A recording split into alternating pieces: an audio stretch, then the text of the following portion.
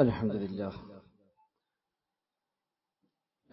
نحمده ونستعينه ونؤمن به ونتوكل عليه ونعوذ بالله من شرور أنفسنا ومن سيئات أعمالنا من يهده الله فلا مضل له ومن يضلل فلا هادي له وأشهد أن لا إله إلا الله وحده لا شريك له وأشهد أن محمدا عبده ورسوله أرسله بالهدى ودين الحق ليظهره على الدين كله ولو كره المشركون اللهم صل على محمد وعلى آل محمد كما صليت على إبراهيم وعلى آل إبراهيم إنك حميد مجيد اللهم بارك على محمد وعلى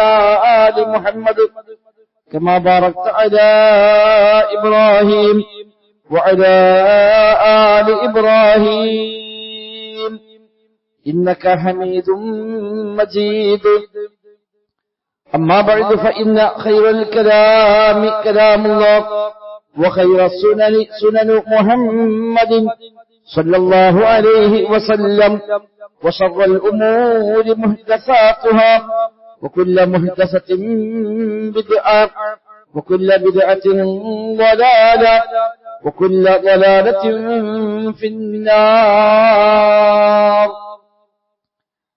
أعوذ بالله من الشيطان الرجيم بسم الله الرحمن الرحيم يا أيها الذين آمنوا اتقوا الله حق تقاته ولا تموتن إلا وأنتم مسلمون بسم الله الرحمن الرحيم منها خلقناكم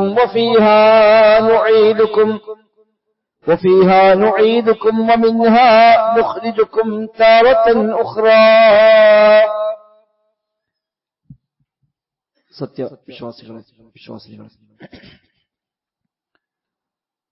റഹ്മാനായ റബ്ബ് സുബ്ഹാനഹു വ തആലയുടെ നിയമനിർദ്ദേശങ്ങൾ കഴിവിന്റെ പരമാവധി ജീവിതത്തിൽ പാലിക്കുവാൻ പരിശ്രമിച്ചുകൊണ്ട് മുത്തഖീങ്ങളായി ജീവിക്കണം എന്ന് പ്രത്യേകമായി ഓർമ്മപ്പെടുത്തുകയാണ്. റബ്ബ് സുബ്ഹാനഹു വ തആല നമുക്കെല്ലാം തൗഫീഖ് പ്രദാനം ചെയ്യുമാറാവട്ടെ. ജീവിതത്തിന്റെ എല്ലാ മേഖലയിലും അല്ലാഹു സുബ്ഹാനഹു വ തആല ഖൈറും ബറക്കത്തും നമ്മിലെല്ലാം ധാരാളമായി വർഷിക്കുമാറാവട്ടെ. വിശുദ്ധ ഖുർആൻ സൂറത്ത് ത്വാഹയിലെ 55-ാമത്തെ വചനമാണ് ഓതിവെച്ചത്. കഴിഞ്ഞ ഖുതുബകളിൽ സൂചിപ്പിച്ചതുപോലെ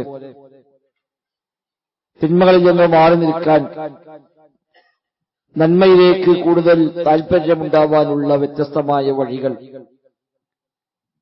അതിലൊന്നാണ് കഴിഞ്ഞ ഖുതുബയിൽ നാം പറഞ്ഞ മരണസ്മരണ, ദിക്റുൽ മൗത്ത് എന്നത്. ആ ദിക്റുൽ മൗത്ത് ഉണ്ടാകാനും അതുപോലെ ജീവിതം ഉണ്ടാകാനുമുള്ള പ്രധാനപ്പെട്ട ഒരു മാർഗമാണ് സിയാറത്തുൽ ഖുബൂർ, ഖബറുകൾ സന്ദർശിക്കുക എന്നത്. ഒരു വിശ്വാസിക്ക് ഏറ്റവും വലിയ ഗുണപാഠമാണ് ഖബർ നൽകുന്നത്. ഖബർ കാണുക, ഖബറിനെ കുറിച്ച് ഓർക്കുക, ഖബർ ജീവിതം ആലോചിക്കുക എന്നതൊക്കെ ജീവിതം നന്നാവാനുള്ള വഴികളിൽപ്പെട്ടതാണ്. മൂന്നാം ഖലീഫ ഉസ്മാൻ ബിൻ അഫ്ഫാൻ റളിയല്ലാഹു അൻഹു ഖബർ കാണുമ്പോൾ ശക്തമായി കരയുമായിരുന്നുവെന്നാണ്. അദ്ദേഹത്തോട് ചോദിക്കുന്നത്, എന്താ നിങ്ങൾ ഖബർ കേൾക്കുമ്പോൾ ഇത്രയേറെ പ്രയാസപ്പെടുന്നത്?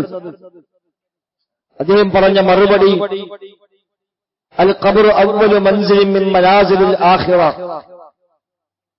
ഖബർ എന്നത് പാരത്രികമായ ഭവനങ്ങളിലെ ഒന്നാമത്തെ ഭവനമാണ്.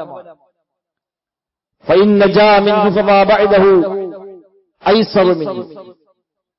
ആ ഖബറിൽ രക്ഷപ്പെട്ടാൽ ശേഷമുള്ളതെല്ലാം അതിനേക്കാൾ ഏറെ എളുപ്പമാണ്. അതല്ല, ആ ഖബറിൽ രക്ഷപ്പെടാൻ കഴിഞ്ഞില്ല എങ്കിൽ പിന്നെ ശേഷമുള്ളതെല്ലാം അതിലേറെ പ്രയാസകരവുമാണ് എന്നാണ് ഉസ്മാൻ അഫ്ഫാൻ റളിയല്ലാഹു അൻഹു നൽകുന്ന മറുപടി. ഖബറിൽ പോയി കിടക്കേണ്ടവരാണ് നമ്മളെല്ലാവരും. ആ ഖബറാണ് ഒന്നാമത്തെ ഭവനം. ദുനിയാവ് കഴിഞ്ഞാൽ പ്രയോഗത്തേക്കുള്ള ഭവനങ്ങളിൽ ആദ്യത്തെ ഭവനം ഖബറാണ്, ബർസഖാണ്. വമിൻ വറാഇഹിം ബർസഖുൻ ഇലാ യൗമി യുബ്അസൂൻ. ഉയർത്തെഴുന്നേൽപ്പിന്റെ നാളുവരെയും അവർക്ക് പിറകിൽ ഒരു ബർസഖുണ്ട്, ഒരു മറയുണ്ട് എന്ന് വിശുദ്ധ ഖുർആൻ തന്നെ പഠിപ്പിക്കുന്നുണ്ട്. ദുനിയാവിലും ആഖിറത്തിനും ഇടയിലുള്ള ഒരു കാലഘട്ടമാണ്, ഒരു മറക്കപ്പുറത്തെ ജീവിതമാണ് ബർസഖ് എന്ന് വിശേഷിപ്പിക്കപ്പെടുന്ന ഖബർ ജീവിതം. അത് ഖബറടക്കപ്പെട്ടാലും ഇല്ലെങ്കിലും ശരി, മയ്യത്ത് എവിടെയും കത്തിക്കരിഞ്ഞ് കിട്ടാതെ പോയാലും, വല്ല ജീവികളോ മറ്റോ പിടിച്ച് ഭക്ഷിച്ചു പോയാലും, ഇനി സമുദ്രങ്ങളുടെ ആഴങ്ങളിലേക്ക് വീണുപോയി വല്ല മത്സ്യങ്ങളോ മറ്റോ വിഴുങ്ങിത്തിന്നു പോയാലും ശരി, ആ കാലഘട്ടമാണ് ബർസഖ് എന്നത്. സാധാരണഗതിയിൽ വിശ്വാസിയെ സംബന്ധിച്ച് ആ മയ്യത്ത് മറമാടും. അതാണ് ഇസ്ലാം നിശ്ചയിച്ചത്. എന്താണ് മരണം മുതൽ ഖിയാമത്ത് വരെയുള്ള ഒരു ഇടവേള കാലഘട്ടത്തിലാണ് ബർസഖിയായ ജീവിതമെന്ന് പ്രമാണങ്ങൾ നമ്മെ പരിചയപ്പെടുത്തിയത്. അത് ഓർക്കാനുള്ള ഏറ്റവും നല്ല മാർഗമാണ് ഖബർ പോയി കാണുക. അതിനാണ് ഖബർ സിയാറത്ത്. റസൂലുള്ളാഹി സ്വല്ലല്ലാഹു അലൈഹി വസല്ലം തങ്ങൾ പറഞ്ഞു, അലാ ഫസൂറുഹ, നിങ്ങൾ ഖബറുകളെ സന്ദർശിക്കുക. ഫഇന്നഹാ തുദക്കിറുകുമുൽ ആഖിറ, നിങ്ങൾക്ക് പരലോകമെന്ന ഓർമ്മയുണ്ടാക്കി തരുമത്. മറ്റൊരു റിപ്പോർട്ടിൽ തുദക്കിറുകുമുൽ മൗത്ത്, മരണമെന്ന ഓർമ്മയുണ്ടാവാൻ അത് പര്യാപ്തമാണ്. അത് ഇന്ന ഖബർ എന്നൊന്നുമില്ല. പരിചയമുള്ള ആളെ ഖബർ എന്നോ ഉമ്മാന്റെ ഖബർ വാപ്പാന്റെ ഖബർ അങ്ങനെയൊന്നുമില്ല. ഏത് ഖബർ നമുക്ക് ഈ ഉത്ബോധം ലഭിക്കാവുന്ന, ആ ഒരു ബോധമുണ്ടാകാവുന്നത് ഏതാണോ, അത് മുസ്ലിം അല്ലാത്തവന്റെ ഖബറാണെങ്കിൽ പോലും അത് ജായിസാണ്, അനുവദനീയമാണ് എന്ന് നബിതങ്ങളുടെ പ്രവൃത്തികളും അതുപോലെ പൊതുവായ ഹദീസുമെല്ലാം നമ്മെ അറിയിക്കുന്നുണ്ട്. ഖബർ ചെന്ന് കാണൽ തനിക്ക് ഒരു ഓർമ്മയുണ്ടാവാനാണ്, നമുക്ക് നമ്മെപ്പറ്റി തിരിച്ചറിവുണ്ടാകാൻ. പോകുന്ന വഴിയിൽ ഖബറാളിക്ക് വേണ്ടി പ്രാർത്ഥിക്കുകയും ചെയ്യാം. ഖബറാളിക്ക് വേണ്ടി പ്രാർത്ഥിക്കാൻ ഖബറിൽ തന്നെ പോകണമെന്നില്ല. എപ്പോഴും ഏത് ദുആയിലും ആർക്കു വേണ്ടി നമുക്ക് ദുആ ചെയ്യാം. ഖുതുബയിൽ സാധാരണ പ്രാർത്ഥിക്കുന്നു, അല്ലാഹുമ്മ ഖുൽ മുഅ്മിനീന വൽ മുഅ്മിനാത്ത് വൽ മുസ്ലിമീന വൽ മുസ്ലിമാത്ത് അൽ അഹ്യാഇ മിൻഹും വൽ അംവാത്ത്. അബ്ബേ, ജീവിച്ചിരിക്കുന്നവരും മരിച്ചുപോയതുമായ എല്ലാ വിശ്വാസികൾക്കും നീ പുറത്തു കൊടുക്കണേ അല്ലാ എന്ന് എല്ലാ വെള്ളിയാഴ്ചയും ഖുതുബയിൽ നമ്മൾക്ക് ദുആ ചെയ്യുന്നു. നിങ്ങൾക്ക് ആമീൻ പറയുന്നു. മരിച്ച ആൾക്ക് വേണ്ടി പ്രാർത്ഥിക്കാൻ ഖബറിൽ തന്നെ പോകണമെന്നില്ല. നമ്മുടെ ഏത് ദുആയിലും മരിച്ചുപോയ വിശ്വാസികൾക്ക് മുഴുവനും വേണ്ടി പ്രാർത്ഥിക്കാൻ ഖുർആൻ പരിചയപ്പെടുത്തിയ ശൈലിയും അതുതന്നെയാണ്. റബ്ബനാ ഗ്ഫിർ ലനാ വലിഇഖ്വാനിനാ അല്ലദീന സബഖൂനാ ബിൽ ഈമാൻ. അബ്ബേ, ഞങ്ങൾക്ക് നീ പുറത്തുതാ വലിഇഖ്വാനിനാ സബഖൂനാ ബിൽ ഈമാൻ, ഈമാനിൽ ഞങ്ങളെ മുൻകടന്നു പോയ കഴിഞ്ഞകാല വിശ്വാസികൾ, ആ വിശ്വാസികൾക്ക് മുഴുവൻ റബ്ബേ നീ പുറത്തു കൊടുക്കണേ എന്ന് പ്രാർത്ഥിക്കുന്നവരാണ് വിശ്വാസികൾ എന്നാണ് അല്ലാഹു തആല പരിചയപ്പെടുത്തിയത്. അമ്പിയാക്കളെ പ്രാർത്ഥനയൊക്കെ കഴിഞ്ഞകാല വിശ്വാസികൾക്ക് വേണ്ടി പ്രാർത്ഥിച്ചതായി കാണാനും കഴിയും. അപ്പൊ ഖബറിൽ പോണത് ഖബറാളിക്ക് വേണ്ടി പ്രാർത്ഥിക്കാനെന്നല്ല, അത് ഏതായാലും പ്രാർത്ഥിക്കും പോകുമ്പോൾ. എന്നാൽ അതിനേക്കാളേറെ നമുക്ക് ആ ബോധമുണ്ടാവാൻ, എനിക്കും വേണമല്ലോ മരിക്കുക, ഞാനും ഇങ്ങനെ വന്ന് കിടക്കേണ്ടവനാണല്ലോ, ഇന്നല്ലെങ്കിൽ നാളെ എന്റെ ഈ ശരീരവും ഈ ഭൂമിയിൽ എവിടെയെങ്കിലുമൊക്കെ മറമാടപ്പെട്ട് ഇതുപോലെ ഖബറായി ആ ഖബറിനുള്ളിൽ കഴിയേണ്ടവനാണ് ഞാനെന്ന ആ ബോധമാണ് ഖബർ സിയാറത്തിലൂടെ ഉണ്ടാവേണ്ടത്. റസൂലുള്ളാഹി സ്വല്ലല്ലാഹു അലൈഹി വസല്ലം പലപ്പോഴും ഖബർസ്ഥാനിലേക്ക് പോകാറാണ്. പ്രത്യേകമായി ഖബർ ലക്ഷ്യം വെച്ചുകൊണ്ടല്ല, ഇന്ന ഖബർ എന്നല്ല, ഒരാളുടെ ഖബർ കാണാൻ പോവുക എന്നല്ല, അത് പാടില്ലെന്നല്ല പഠിപ്പിക്കുന്നത്. പക്ഷേ പൊതുവായി നബി തങ്ങൾ ഖബർസ്ഥാനിൽ ചെല്ലുന്നു, എന്നിട്ട് ആ ഖബറുകൾ നോക്കി നിൽക്കുന്നു, അവരെ സലാം പറയുന്നു, സലാമുൻ അലൈക്കും ദാറ ഖൗമിൻ മുഅ്മിനീൻ വഇന്നാ ഇൻഷാ അല്ലാഹു ബികും ലാഹിഖൂൻ. വിശ്വാസികളുടെ ഭവനക്കാരെ, വീട്ടുകാരെ, നിങ്ങൾക്ക് റബ്ബിന്റെ സലാം ഉണ്ടാവട്ടെ, വഇന്നാ ഇൻഷാ അല്ലാഹു ബികും ലാഹിഖൂൻ. ഉദ്ദേശിച്ചാൽ ഞങ്ങളും നിങ്ങളോടൊപ്പം വന്നു ചേരാനുള്ളവരാണ്. അതാണ് ആ ബോധം. ആ ബോധമതാണ് വഇന്നാ ഇൻഷാ അല്ലാഹു ബികും ലാഹിഖൂൻ. ഉദ്ദേശിക്കുന്ന പക്ഷം ഞങ്ങളും നിങ്ങളോടൊപ്പം വന്നു ചേരും. ഇന്ന് നിങ്ങൾ അവിടെ കിടക്കുന്നു, ഇന്നല്ലെങ്കിൽ നാളെ ഉദ്ദേശിക്കുന്ന സമയത്ത് ഞങ്ങളും ഇങ്ങനെ വന്നു ചേരേണ്ടവരാണ്, വന്ന് കിടക്കേണ്ടവരാണ് എന്ന ആ ബോധമാണ് അതിൽ നിന്ന് ലഭിക്കുന്നത്. അലി ഇബ്നു അബീ ത്വാലിബ് റളിയല്ലാഹു അൻഹു ഖബർസ്ഥാനിൽ ചെന്ന് ദീർഘമായി നോക്കി നിന്ന് കരയുമായിരുന്നുവെന്ന് കാണാം. ഒരുപാട് സമയം അങ്ങ് നിൽക്കും. ഇമാം ഖുർത്തുബിയുടെ അത്തദ്കിറ ബിഅഹ്വാലിൽ മൗത വൽ ആഖിറ എന്ന ഗ്രന്ഥത്തിൽ ഇമാം ഖുർത്തുബി അലി ഇബ്നു അബീ ത്വാലിബിന്റെ ആ വിഷയം വിശദീകരിക്കുന്നത് കാണാൻ കഴിയും. മരണവുമായി ബന്ധപ്പെട്ട് ഓർമ്മിപ്പിക്കാൻ, പാരത്രികമായ അവസ്ഥകളെ ഓർമ്മിപ്പിക്കാൻ വേണ്ടി മാത്രം എഴുതപ്പെട്ട ഗ്രന്ഥമാണ് ഇമാം ഖുർത്തുബിയുടെ അത്തദ്കിറ എന്ന ഗ്രന്ഥം. അദ്ദേഹം പറയുന്നു, അലി ഇബ്നു അബീ ത്വാലിബ് ഖബർസ്ഥാനിൽ ചെല്ലും. ദീർഘമായ സമയം ആ ഖബറുകൾ നോക്കി അദ്ദേഹം അങ്ങനെ നിൽക്കും. ഇത് സ്വയം അതിന് പാനം ഉൾക്കൊണ്ടുകൊണ്ട് കരഞ്ഞുകൊണ്ട് അദ്ദേഹം തിരിച്ചു പോരുമെന്ന് അദ്ദേഹം അവിടുന്ന് വിളിച്ചു പറയും. ഖബറാളികളെ, എന്താ നിങ്ങളുടെ അവസ്ഥകൾ, എന്താ നിങ്ങളുടെ വിശേഷങ്ങൾ? അദ്ദേഹം തന്നെ പറയും, നിങ്ങൾക്ക് പറയാൻ കഴിയില്ല എന്നെനിക്കറിയാം, എന്നാൽ ഞങ്ങൾ ഇത് പറയാം എന്ന് പറഞ്ഞ് അദ്ദേഹം സ്വന്തത്തെക്കുറിച്ച് പറയുകയും അതിൽ നിന്ന് പാഠം ഉൾക്കൊണ്ട് അദ്ദേഹം കരഞ്ഞുകൊണ്ട് തിരിച്ചു പോരുകയും ചെയ്യുമെന്നാണ് പഠിപ്പിക്കപ്പെടുന്നത്. ആ നിലയ്ക്ക് ഖബറുകൾ പോയി കാണുക. അതൊരു പക്ഷേ മറമാടപ്പെട്ട ഖബറാവാം, ഇത് അല്ലാത്തൊരു ഖബറും മറമാടപ്പെടാത്ത, മയ്യത്തില്ലാത്ത, കുഴിച്ചു വെച്ച ഖബറുകൾ പോലും വിശ്വാസിക്കെപ്പോഴും ഒരു താക്കീതാണ്, ഒരു ഓർമ്മപ്പെടുത്തലാണ്.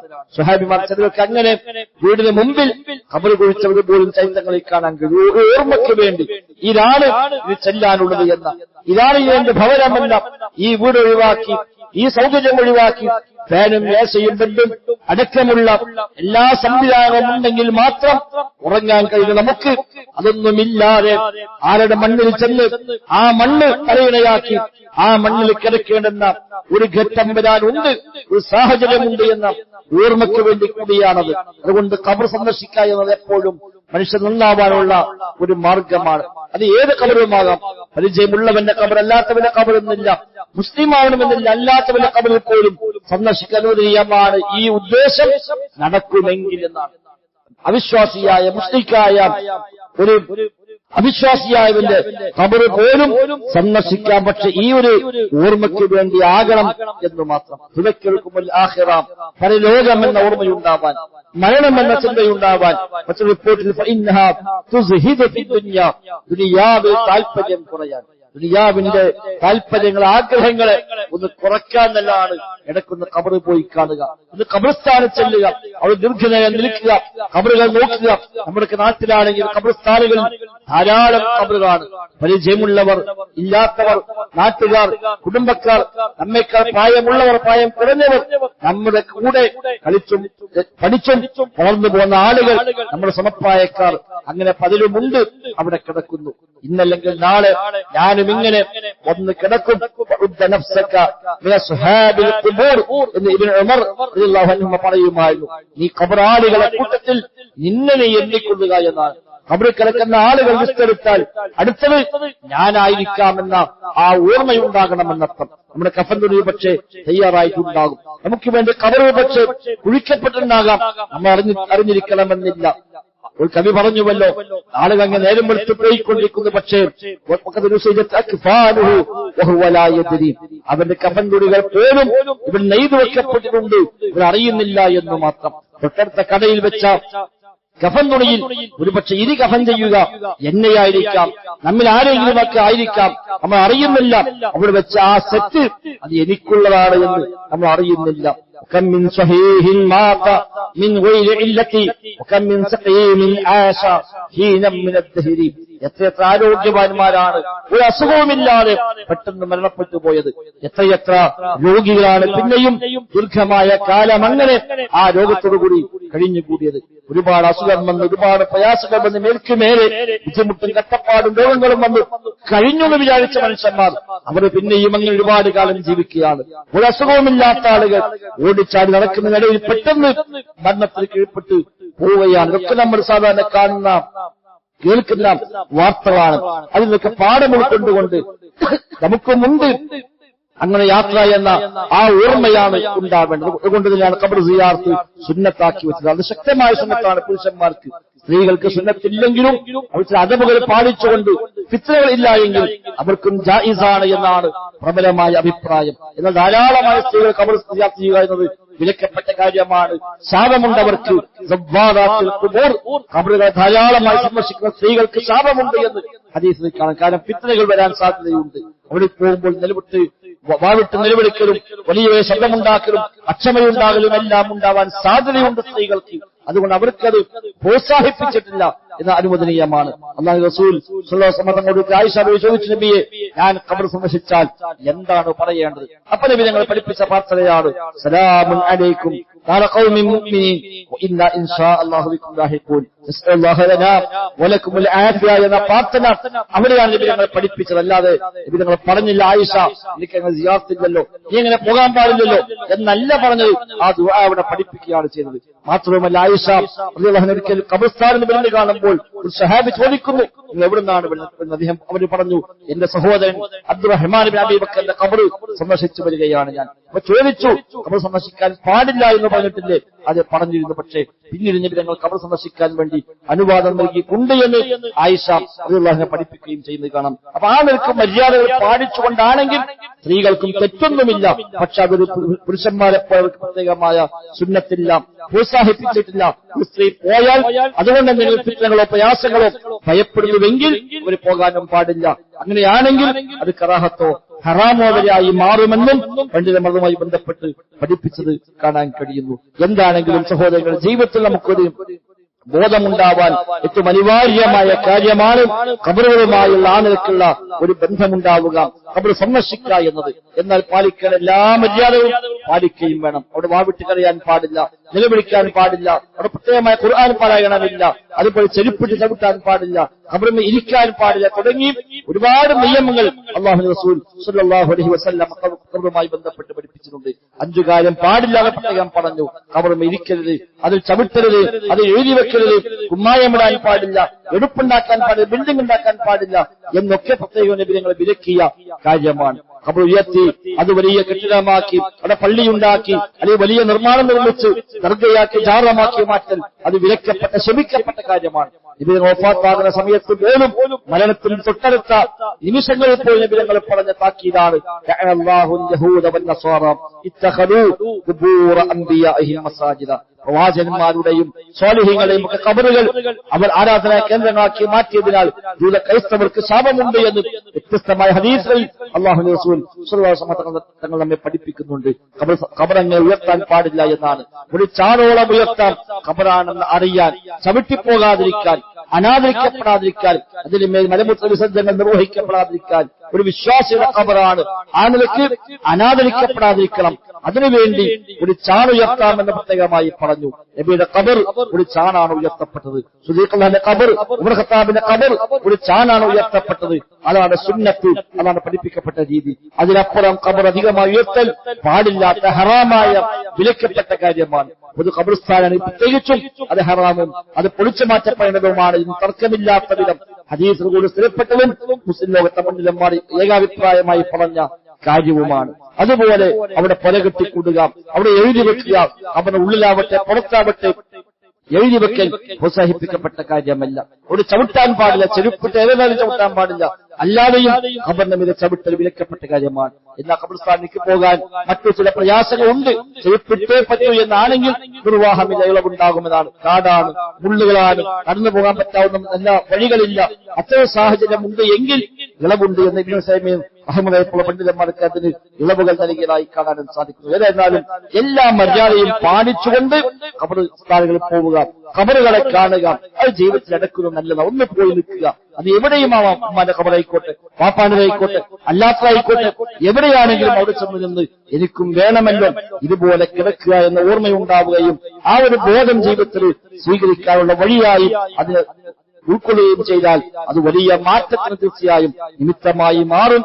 ആ നിലയ്ക്ക് എപ്പോഴും മരിക്കണമെന്ന ഓർമ്മ, മരിക്കുമെന്ന ചിന്ത, പരലോകത്തേക്കുള്ള ഒരു തയ്യാറെടുപ്പ്, ഖബറുമായി ബന്ധപ്പെട്ട ആലോചനകൾ റബ്ബിന്റെ മുമ്പിൽ ചെന്നു നിൽക്കാനുണ്ട്, മഹ്ശറിൽ ചെല്ലാനുണ്ട്. അല്ലാഹുവിന്റെ മുമ്പിൽ ഞാൻ നിൽക്കുന്നവനാണ്, ചോദ്യം ചെയ്യപ്പെടുന്നവനാണ്, അവിടേക്ക് ഉത്തരം പറയേണ്ടതുണ്ട് എന്ന തിരിച്ചറിവോടുകൂടി, ആ ബോധത്തോടുകൂടി ജീവിതത്തെ ക്രമീകരിക്കാൻ നാം പരിശ്രമിക്കുക. റബ്ബ് സുബ്ഹാനഹു വ തആല തൗഫീഖ് പ്രദാനം ചെയ്യുമാറാവട്ടെ.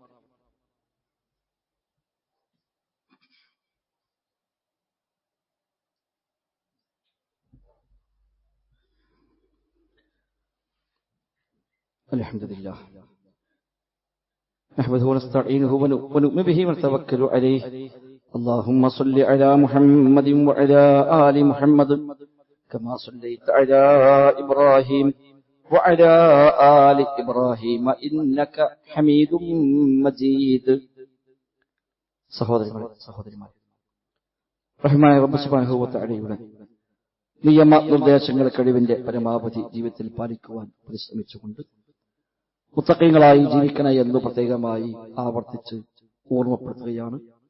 റബ്ബ് സുബ്ഹാനഹു വ തആല തൗഫീഖ് പ്രദാനം ചെയ്യുമാറാവട്ടെ. ഖബറുകളുമായി ബന്ധപ്പെട്ട് നബി തങ്ങൾ പ്രത്യേകമായി വിരോധിച്ച ചില കാര്യങ്ങൾ നാം പ്രത്യേകമായി ശ്രദ്ധിക്കേണ്ടതുണ്ട്. അതോടൊപ്പം പിൽക്കാലത്ത് വന്ന പിഴച്ച പല സംഘങ്ങളും ഖബറുകളുമായി ബന്ധപ്പെട്ട ധാരാളം അനാവശ്യമായ വിശ്വാസത്തെ പോലും പ്രതികൂലമായി ബാധിക്കുന്ന കാര്യങ്ങൾ കെട്ടിക്കൂട്ടി ഉണ്ടാക്കുകയും അതിനെല്ലാം വ്യാജരേഖകൾ പ്രവാചകന്റെ പേരിൽ പോലും പടച്ചുവിടുകയും ചെയ്തിട്ടുണ്ട്. അതിലും ഒരു ജാഗ്രത നമുക്ക് ഉണ്ടാവേണ്ടതുണ്ട്. നബി തങ്ങൾ പ്രത്യേകം വിലക്കിയ കാര്യമാണ് ഖബറുകളിൽ തേടിയുള്ള പ്രത്യേകമായ യാത്രകൾ എന്നത്. ജാഹിലിയ്യ കാലത്ത് പതിവായിരുന്നു. ജൂത ക്രിസ്ത്യാനികൾക്കതൊരു ശീലമുണ്ട്. തീർത്ഥയാത്രകൾ, പ്രത്യേകമായ ഇടങ്ങളിലേക്ക് തീർത്ഥാടനം പോവുക, അത് പ്രത്യേകമുള്ള പുണ്യമുള്ള യാത്രയായി ഇവർ കണക്കാക്കിയിരുന്നു. ഇസ്ലാമിൽ അങ്ങനെ തീർത്ഥയാത്ര പോകാൻ അനുവാദമുള്ളത് 3 സ്ഥലത്തേക്ക് മാത്രമാണ്. നബി തങ്ങൾ പറഞ്ഞു, ലാ തുഷദ്ദു ജിഹാൽ ഇല്ലാ ഇലാ സലാസത്തി മസാജിദ. 3 പള്ളികളിലേക്കല്ലാതെ യാത്ര കെട്ടി പുറപ്പെട്ടു പോകാൻ പാടില്ല. പ്രത്യേകമായ പുണ്യം കാംക്ഷിച്ചുകൊണ്ട്, പ്രത്യേകമായ പവിത്രത കൽപ്പിച്ചുകൊണ്ടുള്ള യാത്രകൾ അത് 3 പള്ളിയിലേക്ക് മാത്രമാണ് അങ്ങനെ അനുവദിക്കപ്പെട്ടത്. 1 മക്കയിലെ മസ്ജിദുൽ ഹറാം, 2 മദീനത്തെ മസ്ജിദുൻ നബവി, 3 ഫലസ്തീനിലെ ബൈത്തുൽ മുഖദ്ദസ്. ഈ 3 പള്ളിയിലേക്കാണ് പ്രത്യേക പുണ്യം കാംക്ഷിച്ചുകൊണ്ട് യാത്ര പോകാൻ അനുവാദമുള്ളത്. ബൈത്തുൽ മുഖദ്ദസിൽ 500 ഇരട്ടി പ്രതിഫലമാണ് ഒരു നിസ്കാരത്തിൽ മറ്റു പള്ളികളേക്കാൾ. മസ്ജിദുൻ നബവിയിൽ 1000 ഇരട്ടി പുണ്യമാണ്. മസ്ജിദുൽ ഹറാമിൽ 1,00,000 ഇരട്ടി പുണ്യമാണ് ഒരു നിസ്കാരത്തിൽ. ആ പുണ്യം കാംക്ഷിച്ചുകൊണ്ടാണ് പോകേണ്ടത്. മക്കയിലേക്ക് പോകുന്നത് മസ്ജിദുൽ ഹറാമിന്റെ ആ മഹത്വം കിട്ടാനാണ്.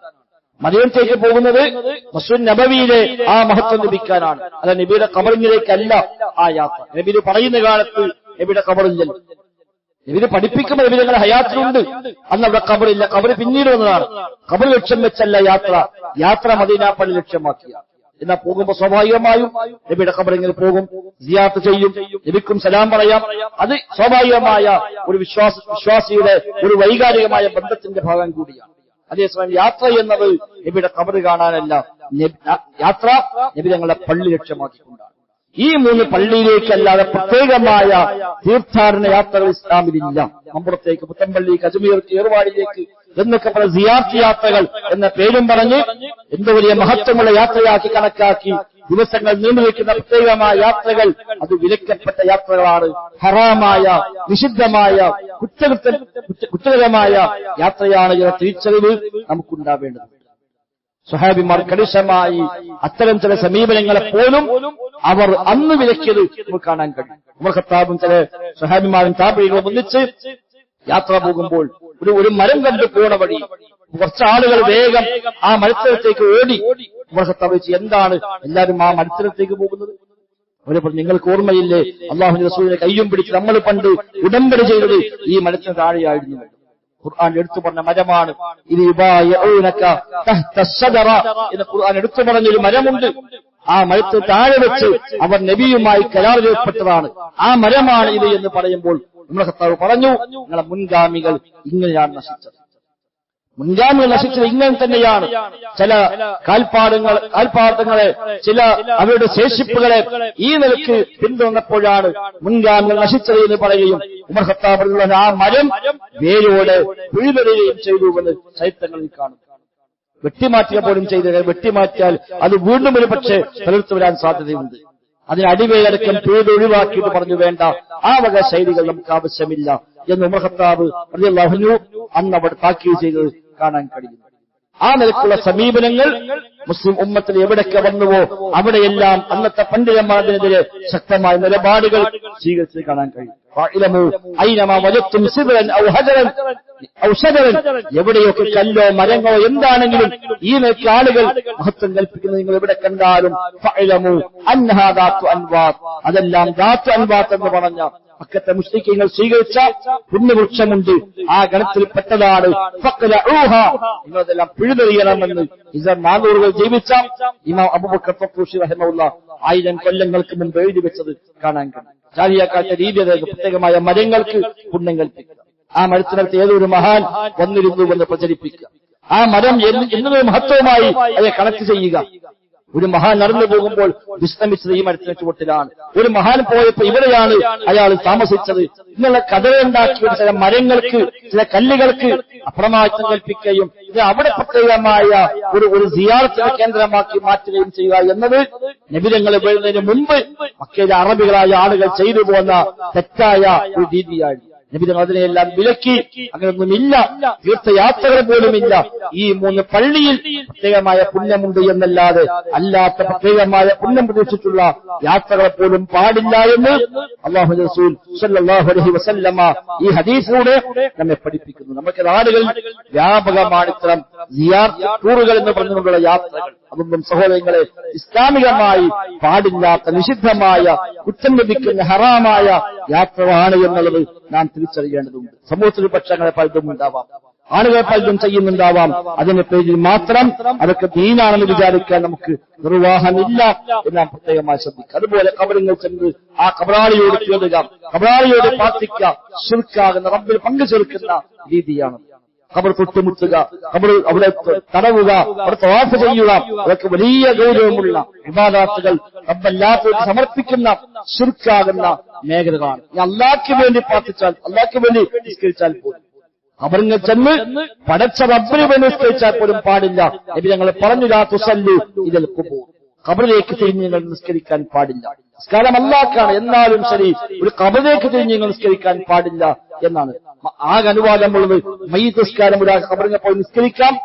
മാത്രവുമല്ല മയ്യിത്ത് നിസ്കാരത്തിൽ സുജൂദ് ഇല്ലാതിരിക്കാനുള്ള ഒരു കാരണം ഇതുകൂടിയാണ് എന്ന് ഹദീസ് വ്യാഖ്യാതാക്കൾ സൂചിപ്പിക്കുന്നു. അവിടെ സുജൂദ് ചെയ്യാൻ പറ്റില്ലല്ലോ ഖബറിങ്ങൾ, അതുകൊണ്ട് മയ്യിത്ത് നിസ്കാരത്തിൽ സുജൂദില്ല.